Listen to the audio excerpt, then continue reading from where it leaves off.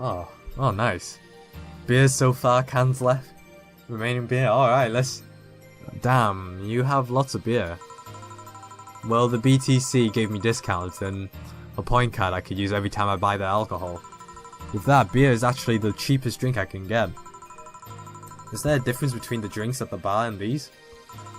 The drinks at the bar are more addictive, flavorful, and also stronger than the ones they sell in stores.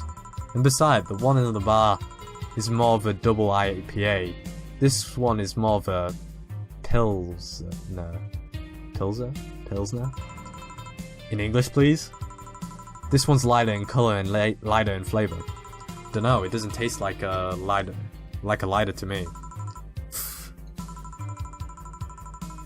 Is this one made with that, what was that name of the base liquid you use at the bar again?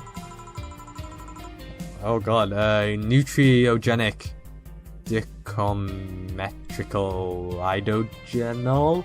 Or NDL. It was a supplement or something, right?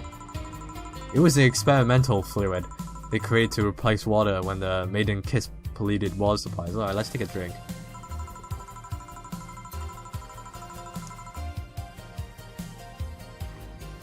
Alright, the effects of pollution turned out to be temporary, so NDL never went into mass production. But the BTC still commissioned it for use in bars. And is this one made with it? Let's see, yep, here it is. Near the end, NDL in cornstarch. Cornstarch? This serves as a stabilizer, if I remember correctly. They need it for packaged drinks. I see. And I just realized something. What? You're a nerd, Jill. Guilty as charged. I still have that bottle of rum somewhere around. Do you want some of it? Will you have some too? Not really, no. Then leave it like that. I'm not letting you drink beer alone. That's not how drinking with friends work. Alright. Do you consider me as a friend then, boss? Why wouldn't I? Dunno. Well, with being my boss and all, I was never too sure. Well, in case you have any doubts, yes, I consider you one of my best friends. Besides, you and Gil are always so diligent and responsible that I'm boss in name only anyway. That's good to know. On a side note, it surprises me you kept that poster of me in the room. And even more that you hung it in plain sight. When I gave it to you, it was more or less a joke, you know. Does it make you uncomfortable? If it doesn't make you uncomfortable, why would it make me uncomfortable? It's my own face. I'm still wondering why you did it though. Aside from filling an empty spot in the wall, I don't really know. I thought it was funny too. I guess it's like if someone gave you, dunno, a dildo shaped trophy or something and you had it there as a conversation starter. Although no one comes here anyways, so it's kinda pointless. What? No steamy nights of passion? Not since a year ago, I think. And I'd rather not talk about what happened then. Did someone hurt you? Because if they did, I could go dish out the pain. No, nothing of the sort. A different kind of mess. Uncomfortable mess, and not being able to have sex for reasons mess. Glad to know you have my back though. That's what friends are for. Wait, you talk about the poster and compared it to having a dildo shaped trophy. Did you just call me a dildo face? That's what friends are for. Hey boss, be honest with me here. About what? Who's Gil exactly? What do you mean? You know what I mean, who the fuck is he? Oh yeah, Dan. Well, I have a couple of ideas. I know for certain that Gil was in the Hong Kong riots, and he took part in the anti-riot force before defecting. That should give me a clue as to who he is, but so far I've only found out about one such defector, and he didn't leave Hong Kong for at least 4 years. I also know for certain that Gil was in England and France during that time frame. And it's always like that when I think I have a clue as to who he is. You must be Alice Rabbit, come on. Something else comes up that contradicts the evidence. That guy's troublesome. A bit, yeah. Alright, let's drink up the beer. I wonder if Gil's alright. You worried about him? You make it sound like I'm some emotionless robot. You can be hard to read. I wouldn't worry about Gil so much though. There's 3 things I know for certain about him. First, he can take care of himself. Second, you can sincerely trust him. And third, he absolutely hates bell pepper. He does? I've seen him even reject food that has been in contact with it. Man, what a baby. Unless he's allergic or something. He's not. Man, what a baby. How did you meet such a guy?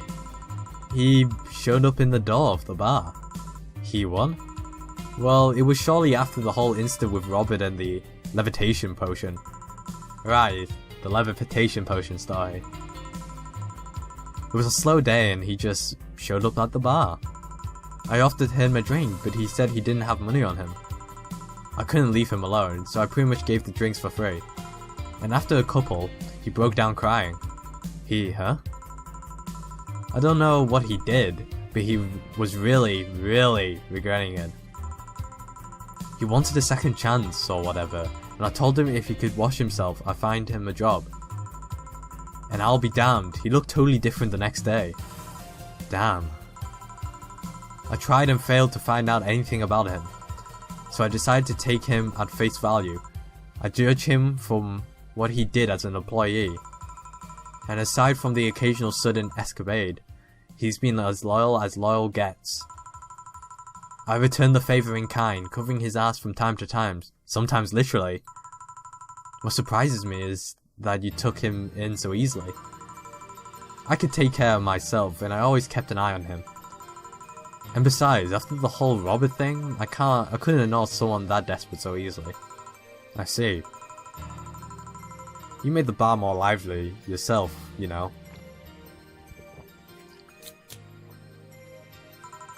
How so?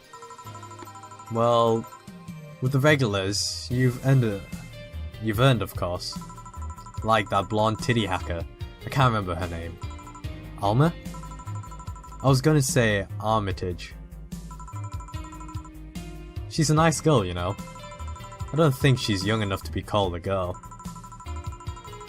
Says the girl who's eternally 17. In any case, she's really lovely. When you hear her speak of her family, she speaks with such love, her face just brightens up. It makes me kinda jealous that she has such a close relationship with them, to be honest. You have bad relations with your family? Not bad, but I'm not exactly close to anyone aside from my mum, dad and aunt. But back to Alma, I'm really hoping she finds a nice guy to settle with. I mean, she's so bent into finding one, I can't help but want her to succeed. Ah, I see. There's also that sex worker robot girl. Ah, Dorothy. She intrigues me though. I've seen lots of sex workers over the years, and she seems pretty giddy. It's not like she likes her job, but rather that she takes to it with such childish excitement. I've kinda noticed that too, but then again, Lilim can be weird. You think? Lilim operate in some really foreign logic. I mean, they don't really share our fear or mortality. Even if their bodies are destroyed, their minds are really backed up in the collective source. If they lose an arm, they can reattach it or replace it. Depending on the circumstances, they might not even feel pain at all. It's not like they haven't attained human-like emotions like fear or love, but they are different. Like a different culture, if you must. I didn't see it that way. Aside from that, Dorothy is a DFC-72. It's a social interactions model or something.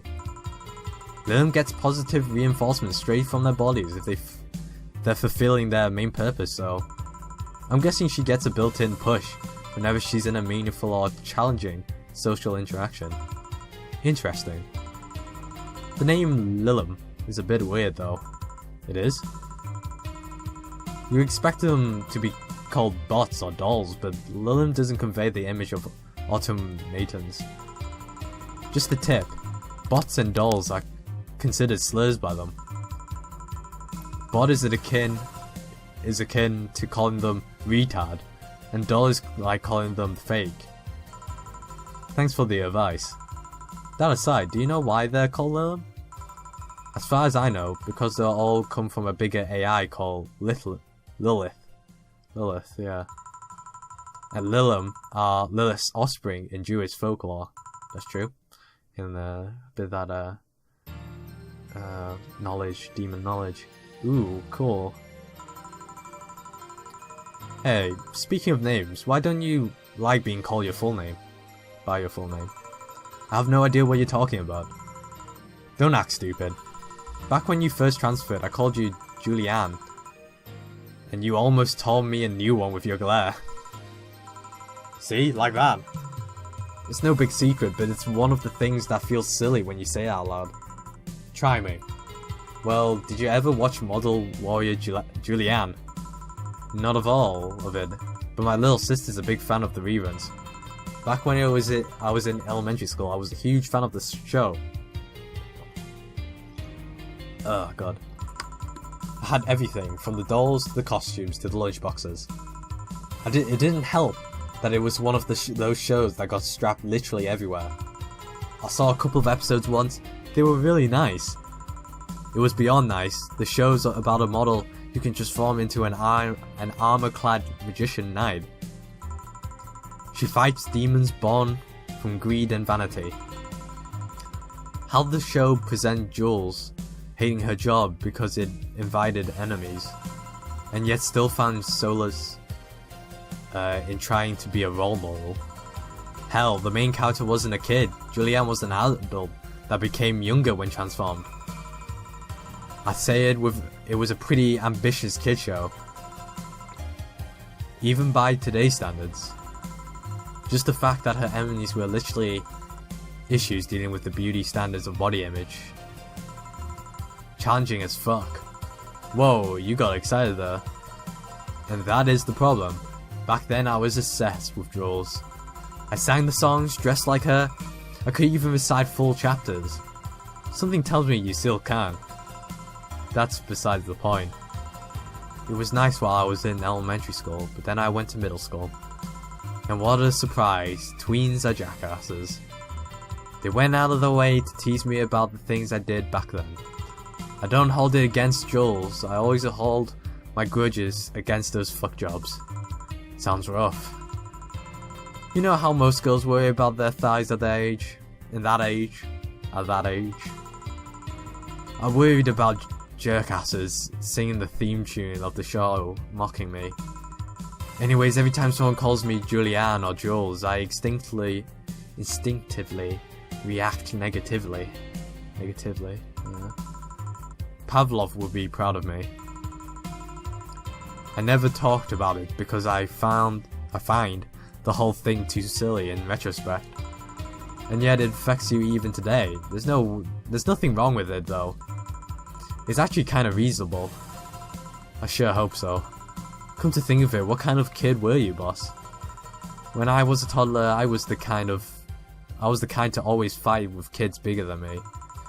Then puberty happened, and I became the Merriam-Webster definition of shallow jerkwad. Around the time I turned 16, I realized what an idiot I was and went on to become who I am today. And the less I talk about those years from 12 to 15, the better. Fair enough. So Joe, what kind of guy was your grandpa? He was rough around the edges, the kind of guy that means well even if he says otherwise.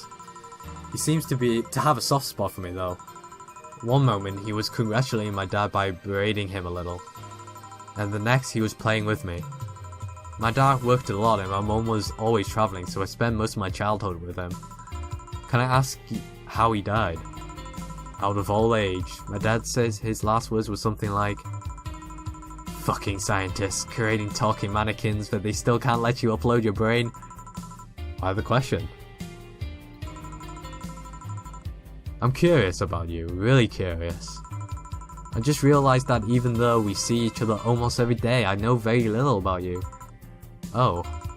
From what you tell me though, seems your grandpa's personality rubbed off on you a bit. I heard that once since I was a kid actually. You know, boss, I'm a bit curious about your circle of friends. What kind of people do you have in it? Keep in mind, you're included in this circle too, so any insults you hurl will apply right back at you. Anyways, I have this friend I've known for a long time, a red-headed, glasses-wearing gun nut called Iris. The one you called for the helmet thing. That one. She's managing a BTC bar in Panama right now, if I remember correctly. She's managing a bar too? I got the idea from her, actually. Oh. It's called, N1RV and, Anna, obviously. And if you thought this city was dangerous, you should see the people she has to deal with there. Piracy ain't nothing to fuck with. Anne means it's an annex to another business. What else does she do there? I think the bar was originally her hotel's bar. She moved the bar to its own building elsewhere and opened it N1RV and B in the hotel instead. Weird decision. I believe she said she wanted a place away from the noisy rich tourists that go to the hotel. So that bar is her woman cave. Woman cave. That aside, let's see. Friends. I guess there's also my little sister, but that's a given. Oh, and there's also my old partner from when I was with the Neo San Francisco police force. Good old Lexi. Should give her a call sometime. Wait, you were in the what? I've done lots of things, Jill.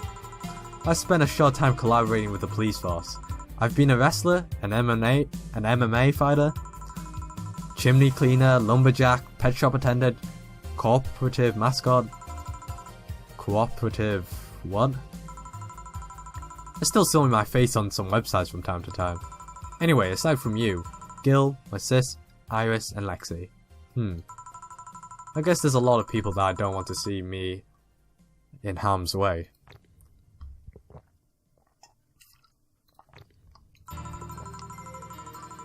Mostly because they're the ones that want to hurt me. What about you? I guess I have acquaintances here and there. Back at home in college, I went out a lot. But it felt more like going out was the pleasure rather than the people involved. Aside from you and Gil, my closest friend since moving here is Alma. Oh, and Dorothy. I mean, sure, there's always Fob, but that cat's a hermit that refuses to go out. And you know, he's a cat. Hey, a cat's fine too, you know. Hey boss, what will you do when the bar closes? I don't know. Maybe I'll take a friend's offer of working with her. I was also thinking about going back home and helping with things there. Or maybe going travelling for a while. I see. Oh, but don't worry. Bureaucracy's slow as fuck. So they won't close the bar for quite a while. But enjoy being there while you can. Yeah, maybe. Will you be visiting me in whatever bar and working in? I have a bone to pick with the guy that supervises the bar I'm planning to get you transferred to. I'll go there even though I have virtually no reason to. With you there, I'll have something pleasant to look forward to. You're sending me to someone you have problems with? If I have to trust another bar owner, it's certainly him. He's actually a pleasant boss from what I've seen. The fact that he and I have a tendency to go at each other's throats is an unrelated matter. I'll trust you on that one then. Don't worry, maybe I could get you a bracelet made out of wood pieces from the bar's counter or something. We'll see. Hey, I'll tell you what. When the bar closes, let's both take a vacation. Go on a trip. That'll clear your mind a bit.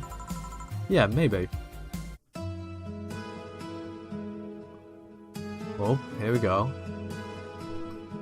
What's happening here?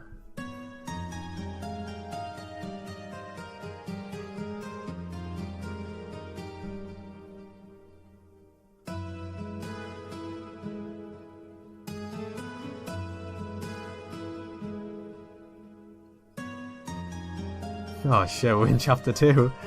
Oh, this game keeps getting better and better.